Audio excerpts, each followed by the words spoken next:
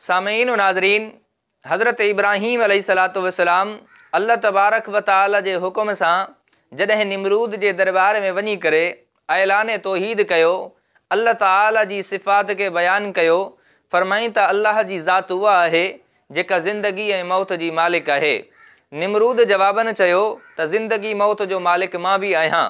पंहिंजी कौम के मुतमइन करण जे लाइ उन हिक मिसाल ॾिनी, हिक कम करे ॾेखारियो जंहिंखे सज़ाए मौत थियणी हुई उनखे माफ़ कयई ऐं जंहिंखे माफ़ करणो हुयो उनखे सज़ाए मौत ॾिनई ऐं साबित करण जी कोशिश कयई त ज़िंदगी मौत जो मालिक मां भी आहियां।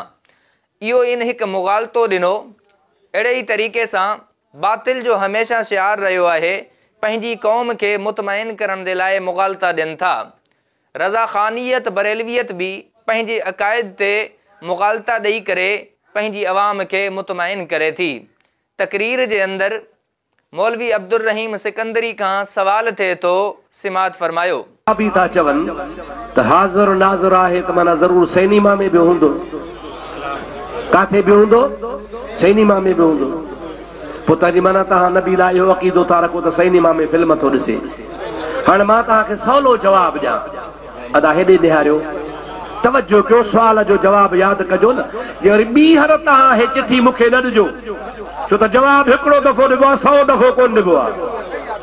जेकॾहिं तव्हांखे सुवाल जो जवाब अॻे ई आयल आहे त अब्दुल रहीम छो ॿुधाए, साईं मौलाना बदरुद्दीन छो ॿुधाए, तव्हां जवाब सिखी छॾियो, तव्हां ई दांगी घुमायो न। हेॾे निहारियो, अबा कुते जो ख़ालिक़ केरु आहे? ॾाढे चओ। मिरूअ जो ख़ालिक़ केरु आहे? पक। मलाइकनि जो ख़ालिक़ केरु आहे? काबे अर्श जो ख़ालिक़ केरु आहे? पक। रिछ भोले ऐं बांदर जो ख़ालिक़ केरु आहे? हाणे हेॾे निहारियो, जेकॾहिं दुआ घुर्जे, ओ अल्लाह, ओ खिंज़ीर जा ख़ालिक़, ओ कुते जा ख़ालिक़, ओ गॾह जा ख़ालिक़, मुंहिंजी दुआ क़बूल कर, सच ॿुधा इहो ठीकु आहे या ईअं चइजे, ओ मुंहिंजे मिठे मुहम्मद जा ख़ालिक़, मुंहिंजे बैतुल्लाह जा ख़ालिक़, ओ वलियन गौसन कुतुबन जा ख़ालिक़। अबा ॻाल्हि त सची आहे न, हूअ बि, पर हूअ चवण अलाह जी बेअदबी आहे, हीअं चवण में अलाह जो अदब आहे या नाहे? कुते जो ख़ालिक़ केरु? खिंज़ीर जो ख़ालिक़ केरु? पर चइबो सही, चओ न, ॾाढे चओ, चइबो न। मुंहिंजा दोस्तो, असां रुगो ईअं था चऊं त मुहम्मद करीम हाज़िर नाज़िर आहे। चओ मुहम्मद करीम हाज़िर नाज़िर आहे, अल्लाह जे अमर सां हाज़िर आहे। असां वधीक वज़ाहत कोन था कयूं, अल्लाह जे लाइ बि चऊं था अल्लाह हाज़िर नाज़िर आहे। अल्लाह जाथे काथे आहे, अल्लाह पंहिंजे कुदरत सां हाज़िर नाज़िर आहे। मुहम्मद करीम खे अल्लाह पाक पंहिंजे कुदरत सां हाज़िर नाज़िर कयो आहे। सामाईन, तव्हां ॿुधो, हिन खां सवाल थियो, तव्हां रसूलुल्लाह सल्लल्लाहु अलैहि वसल्लम खे हर जगह ते हाज़िर ऐं नाज़िर मञो था, पुछा रसूलुल्लाह सल्लल्लाहु अलैहि वसल्लम सिनेमा में भी हूंदा? माज़अल्लाह चओ, अल्लाह जा रसूल फिल्मूं ॾिसनि था, इहा त तौहीन ऐं बेअदबी आहे। पोइ इन जे जवाब में मुग़ालतो ॾिनई, चइबा ॾिसो, अल्लाह साईं बांदर जो ख़ालिक़, सूअर जो ख़ालिक़, कुते जो ख़ालिक़, खिनज़ीर जो ख़ालिक़ अल्लाह जी ज़ात आहे। पर जॾहिं दुआ घुरबी त दुआ में ईअं चइबो, ए सूअर जा ख़ालिक़, ए बांदर जा ख़ालिक़, ए भोले जा ख़ालिक़, बल्कि हीअं चइबो, ए मुहम्मद मिठड़े जा ख़ालिक़, ए वलियुन कुतुबन जा ख़ालिक़। ईअं ई अल्लाह जे नबीअ जी ज़ात हर जगह ते आहे, लेकिन उन जी वज़ाहत कोन कबी। ईअं ई जीअं अल्लाह ताला खे असां हर जगह ते हाज़िर नाज़िर मञूं था, त रसूलुल्लाह खे भी मञूं था।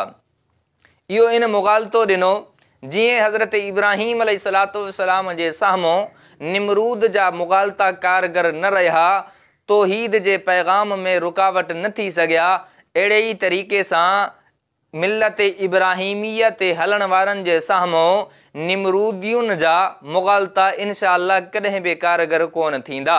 इन्हनि जो पर्दो चाक थींदो रहंदो। यादि रखो, सभ खां पहिरीं ॻाल्हि त हिन क़यास कयो, क़यास अक़ाइद जे इस्बात जे लाइ जाइज़ कोन आहे।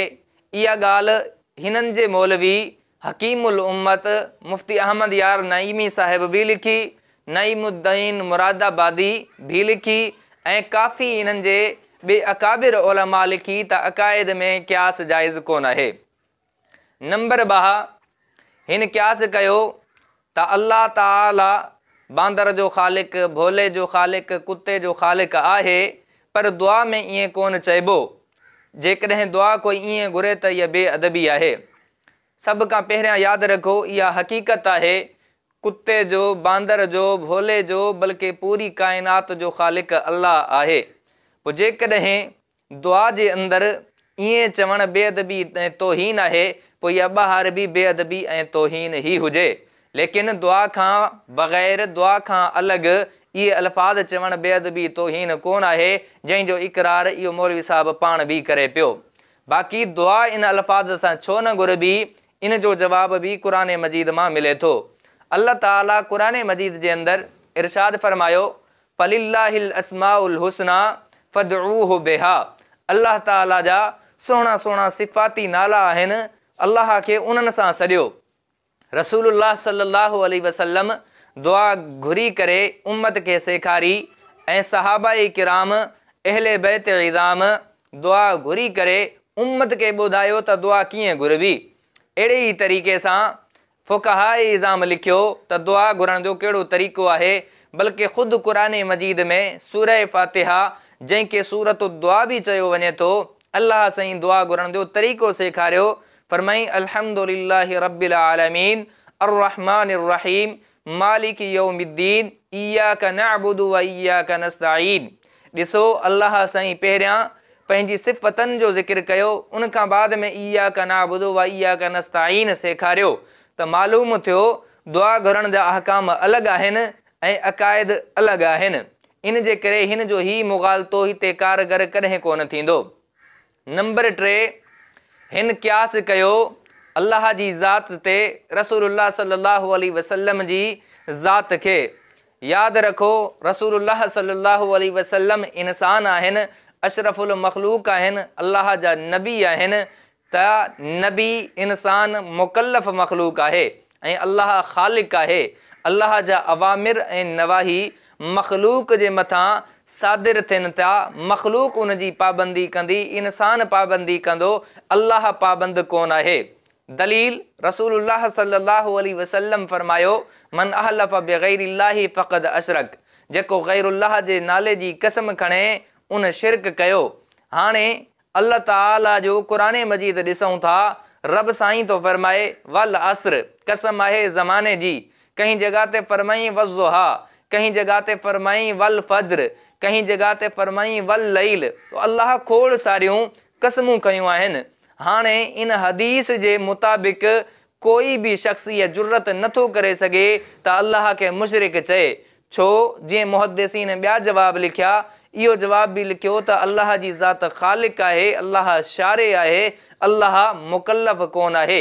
इन जे करे इन हदीस जो हुकुम मुकल्लफ़ मखलूक ते लॻंदो, अल्लाह जी ज़ात इन हुकुम जी पाबंद कोन आहे। अहिड़े ई तरीक़े सां बुरियूं जॻहियुनि ते वञणु, गुनाहनि वारी जॻहियुनि ते वञणु, मक़ामात ते वञण खां अल्लाह साईं मखलूक खे रोकियो आहे ऐं मखलूक मां अशरफुल मखलूक इंसान आहे, मुकल्लफ़ आहे ऐं उन्हनि मां अफ़ज़ल ज़ात अंबिया जी आहे ऐं नबीउल अंबिया सभ खां वधीक अफ़ज़ल आहिनि ऐं नबी अलैहिस्सलातु वस्सलाम सभ खां पहिरियां अल्लाह जा फर्मा बरदार ऐं मुत्तबे आहिनि।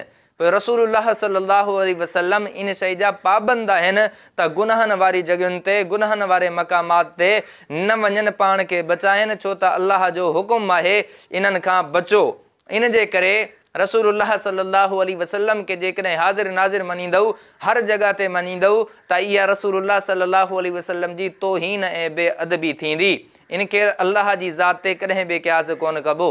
ऐं ख़ुदि अल्लाह साईं कुरान मजीद जे अंदरि इरशाद फरमायो, लैस कमिस्लिही शै।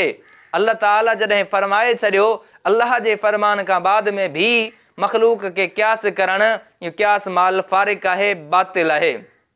ऐं अॻिते हिन मौलवी साहब चयो त असां रसूलुल्लाह खे हर जगह ते हाज़िर नाज़िर मञूं था ऐं ॿिए बयान में पंहिंजे अक़ीदे जी वज़ाहत करे थो। तव्हां सिमात फरमायो। असांजो अक़ीदो आहे त महबूब पाक जो जिस्म अतहर मदीने में। चओ जिस्म पाक, ज़ोर सां चओ जिस्म पाक, ॾाढे जिस्म अतहर, रूहानियत काइनात जे ज़र्रे ज़र्रे में। सामईन तव्हां ॿुधो, इन मौलवी साहब पंहिंजे अक़ीदे जी वज़ाहत कई त अल्लाह जे रसूल जी ज़ात हिकु जॻह ते, पर रूहानियत हर जॻह ते आहे।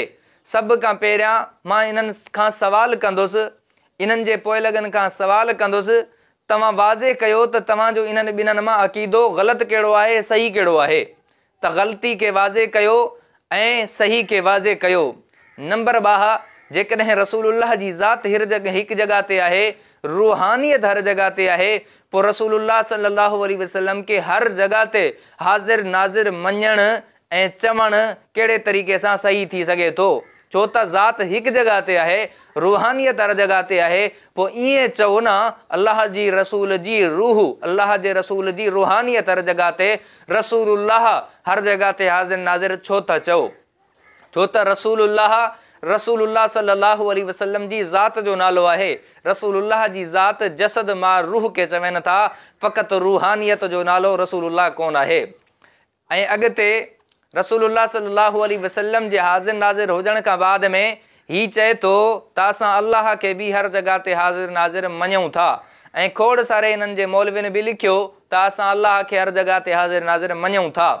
लेकिन अहमद यार नईमी, जंहिंखे ही हकीमुल उम्मत चवनि था, उन जी किताब आहे जाल हक़, जंहिंजो तर्जुमो हिकु मौलवी साहब कयो।